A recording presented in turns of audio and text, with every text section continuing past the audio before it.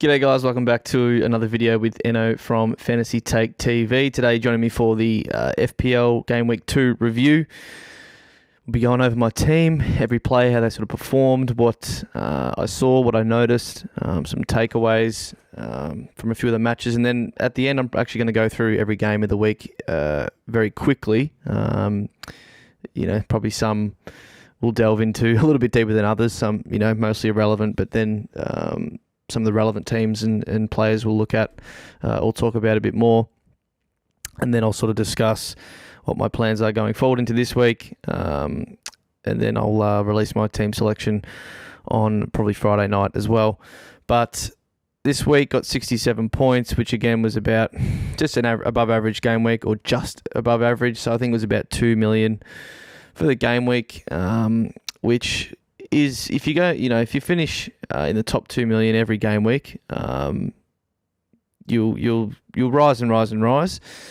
But you probably want to get towards the top 1 million every game week, and if you honestly do that, you probably will win FPL. But it's obviously very hard to be that consistent. And I moved up. I think I was about 3 million, can't remember, after game week 1 and moved up to about 1.8 million. And look, rank's still pretty relevant after 2 game weeks. Probably start thinking about it probably after a month or so into the season. It's just really where your team is at, how the structure's looking, what the plan is moving forward, and what transfers you want to make. So I rolled the transfer last week, didn't see any reason to use it, wanted more information, and then to use heading into game week 3. So pretty much, it is the same team that I put out there last week. Ward in goal. I didn't expect a clean sheet against Arsenal, and that's not what we got, of course. So just the 1 pointer there.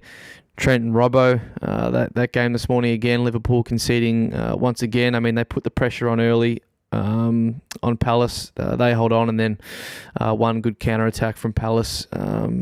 Sort of Eze went around, I think, Fabinho, and just played in a really good ball into Zaha, and he took that chance really nicely in the bottom corner around Alisson. So that was frustrating. Wiped the clean sheet, and then Robbo goes off after 60 minutes, which is a bit concerning in game week 2, but it might be linked to the Núñez red card, where they wanted someone who's a little bit more defensive than Robbo. Robbo, for most of the game watching, was in absolutely unreal positions. Like, he was getting into the box. Like, he was more forward than Diaz for large parts of that game. And then obviously Diaz ends up with the goal, which is unfortunate for me. But I liked Robbo's positioning really, really a lot during that game. So obviously didn't come away with any points or what have you. But I know a lot of people wanting to ditch him to fund other moves like Bailey out and what have you. But for me, he's a hold. I really loved where he was positioning himself, and I think there's still points to come. And the clean sheets are probably the bigger worry with Liverpool at the moment. They're always going to be great in attack, but I think we need Matip or Gomez. I think Gomez came on for Nat Phillips, so he should be fit hopefully moving forward and starting next to Van Dijk. That will be a lot better.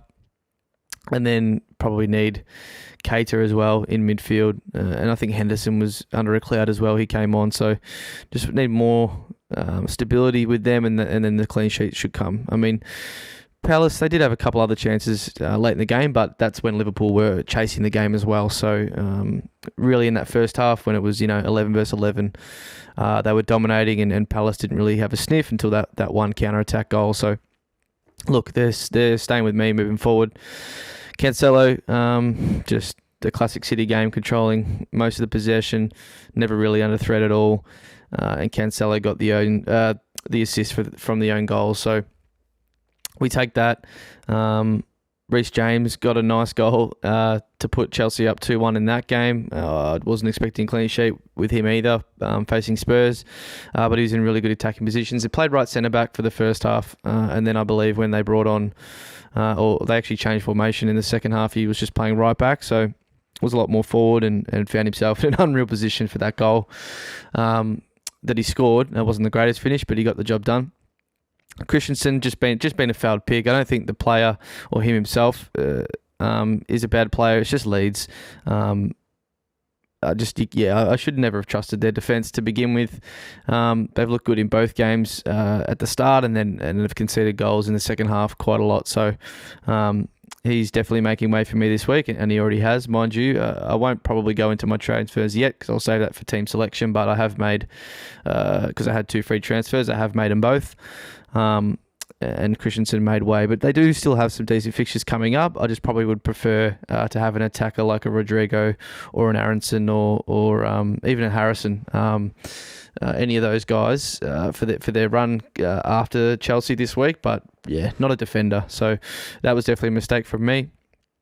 Mo Salah looked dangerous at times, had some chances. His finishing just wasn't on today. He went close a couple of times, but I mean, for me, captaining Haaland, it was not happy, but relieved somewhat to see a Salah blank. He's always scary when you're not captaining him because you just know how big he can go. So he'll be in a lot of our minds, I'm sure, for this week against United as a captaincy option, and it's something I'll think about during the week. Foden, bit of a bittersweet week for Phil. He got the start again, of course, as expected. Was looking really good early, and then I've actually got it here. If you haven't seen, a chance that Kevin put him through, and he did not square the ball to Erling Haaland in this still shot. He had a go himself, and the Bournemouth keeper, Travers, saved it, and I think it went straight at him. So, would have been assist if he to Haaland, my captain, of course, as well. Haven't, done the exact maths, and bonus obviously comes into it, but it would have been like an extra 10 to 15 points from the team overall. An assist to Phil, captain goal to Haaland, and he probably wouldn't have got hooked at 45 minutes. Who knows if that was in the plans or not? But yeah, he did come off at halftime for Grealish. Whether that's Pep sort of disciplining him, you never know. I don't know. So it's always interesting with what's going to happen moving forward. But I am confident he'll start again next week against Newcastle away. So the 9 points from Phil, again, he was in bonus at halftime. Obviously lost it towards the end with the defenders getting the clean sheet and him not featuring in the second half. So still happy with the points. Neto missed a quite open chance. I believe I didn't catch that game, but I saw a video of that chance that he missed. So points gone begging there. I think they have good fixtures after a week or two, but he is also the other one that's made way from my team, and I think he's perfectly fine to hold.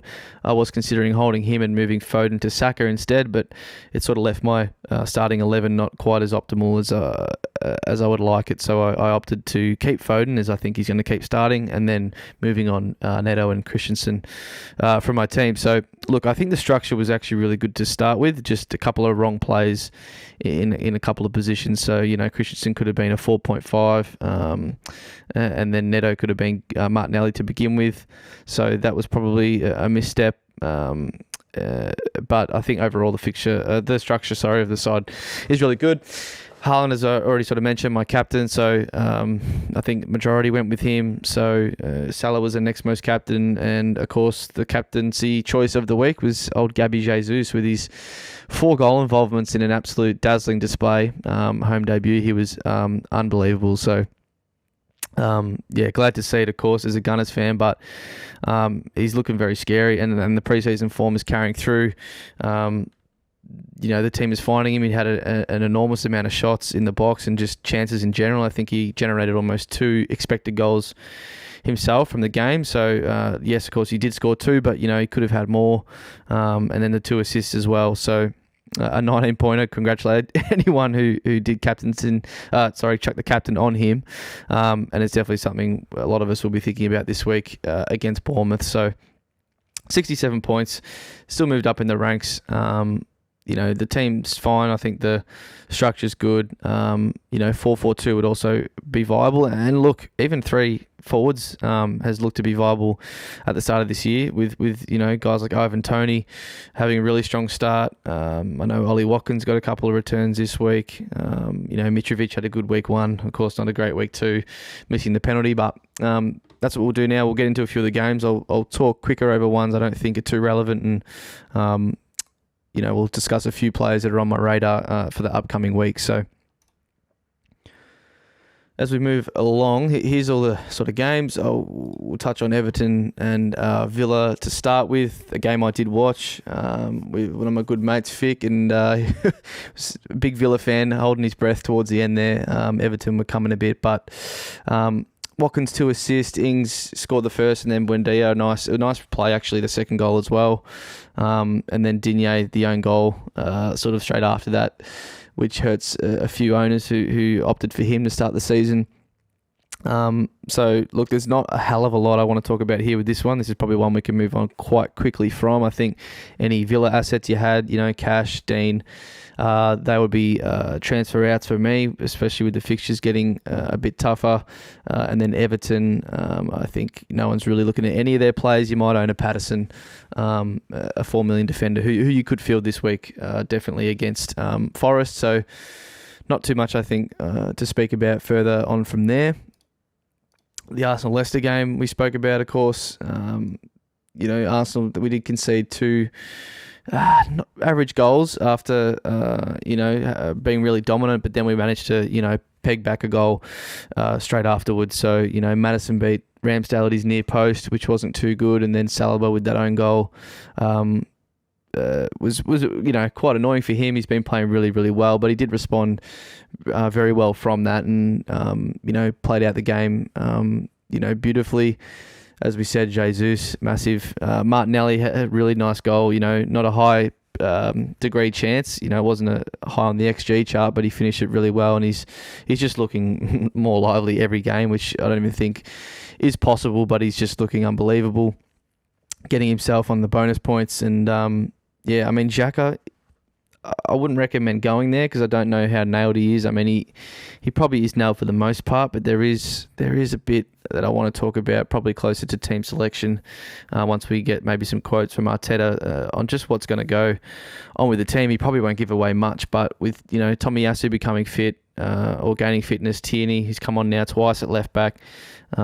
Does Zinchenko go into midfield? Does he displace Xhaka or Partey? Does he go to the bench? It's really hard to know. And then once that happens and Tomiyasu plays right back, which I think he's 100% first choice, it's just a matter of fitness. What happens at centre back? Ben White, does he just go to the bench because Saliba's been so good? Does Gabriel go? It's very, very hard to know. It's a headache for Arteta, and I think that's obviously a great thing for us to have a headache. Usually it was, a pretty easy choice who was going to start week in, week out, but it's just very uncertain at the moment. Probably why people would say why change a winning formula, which I tend to agree with. But it is hard to know. And then Saka, look, I wouldn't worry too much if you're an owner. I would not get rid of him. No way. Before the fixtures coming up, he's actually had more touches inside the penalty box than Martinelli.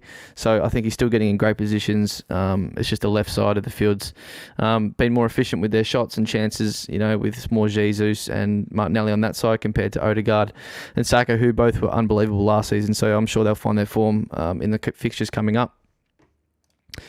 Brighton Newcastle, didn't catch this one, and I don't think there's too much for me to talk about here. Just a very defensive game. I think Brighton probably should have won, looking at the stats, but that's obviously not where the game's played. But it looks like Nick Pope made quite a few saves.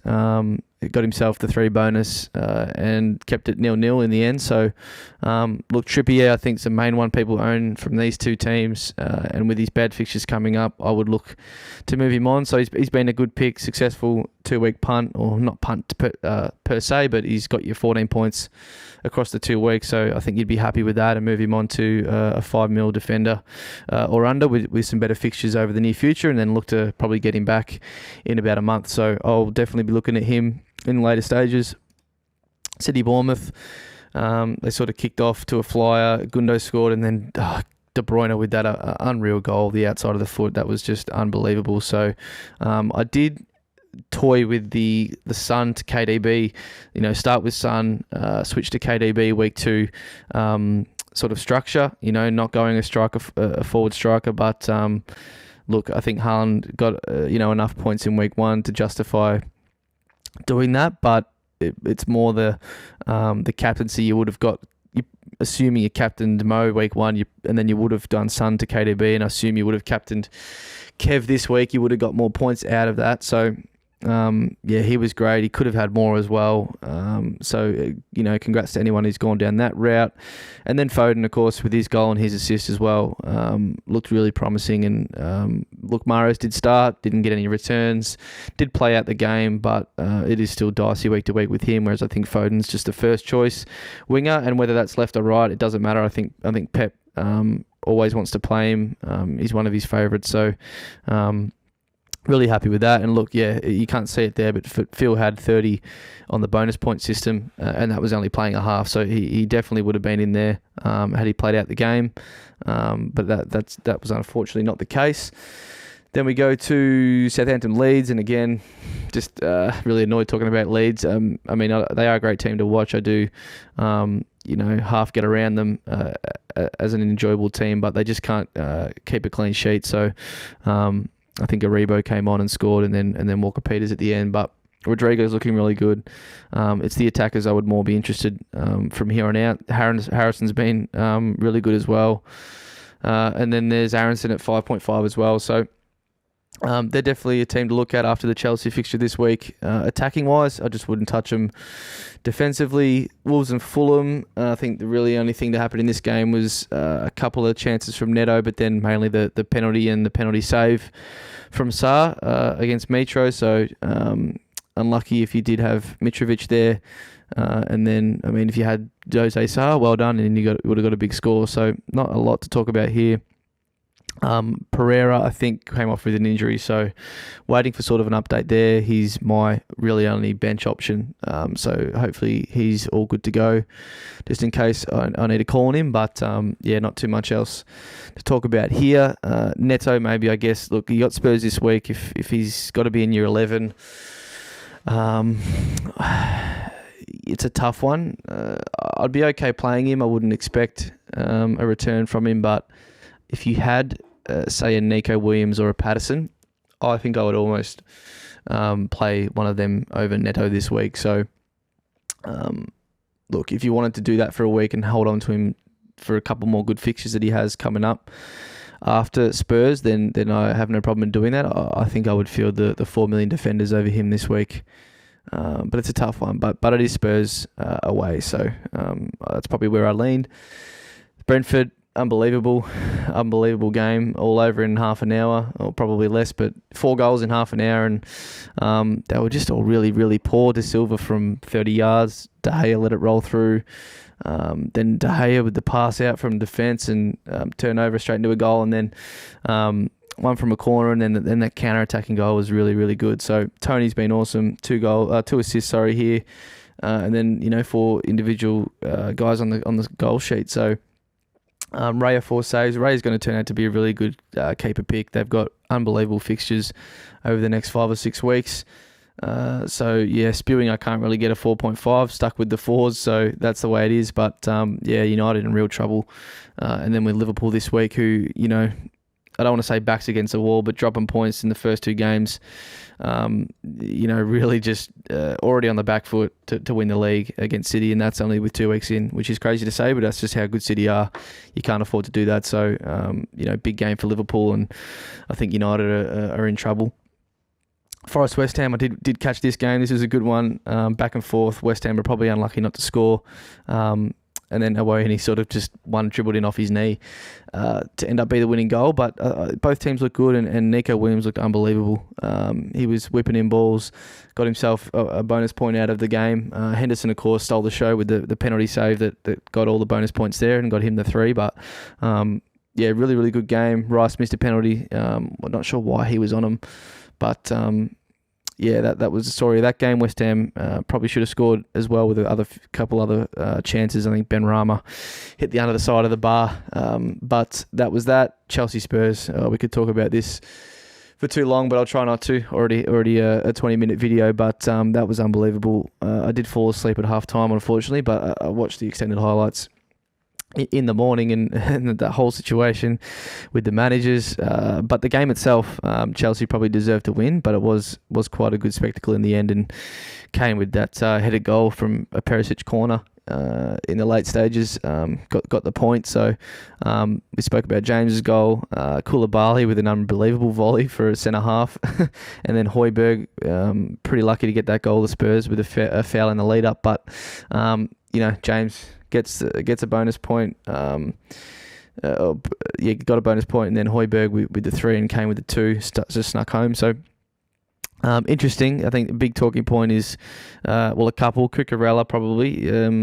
The quotes from Tuchel suggest he'll be starting for the short term, and then Perisic, does he start from now on? With Sessegnon not doing a hell of a lot, and Perisic coming on and whipping in some dangerous balls and getting that assist in the end. So interesting. I wouldn't go there myself personally. Would have to get some information, but there was quotes from Conte prior to this game saying that he's just Perisic is not the Ivan or the Ivan Perisic that he knows. So I think he still thinks there's a way for him to come before he wants to play him or start him in games. So who knows? And then the last game, already sort of spoke about it, but Diaz with an amazing goal. Zaha finished that nice counter attack, and Darwin with the red card. So he's out for 3 games. It's interesting to see who they play up front, considering Firmino, I believe, was left out due to precaution, whatever that means. And Jota's still injured, I believe, who would be a natural and obvious one to play up top. So who knows? Really, really interesting. Minamino's gone, Origi's gone. They really don't have many options at the moment. Quite a lot of injuries, and it will be interesting to see what they do. But big game against United this week. So thanks for watching, guys. I will be doing the team selection video on Friday night. I have already made my transfers, but I will save that to talk about in that video. It's not something I do pretty much ever. Didn't do it all last season, maybe once or twice at the most. Is transfer early and really early, but during the previous game week. But I did this time around, and it was to catch a price rise for Martinelli. So it was just what the transfers that I thought would make my 11 and overall squad be better off in the next couple of game weeks compared to what I was originally planning. So I'll go through them in a couple of days. But as always, thanks for watching. Let me know how you went game week 2, what transfers you're making this week. And if you've got any questions, leave them below. But be sure to always follow me on Twitter if you haven't. Like and subscribe. And I will be tweeting probably some questions or to ask me some for the team selection video on Friday. But thanks for watching, guys. And we'll see you on the next one. Cheers.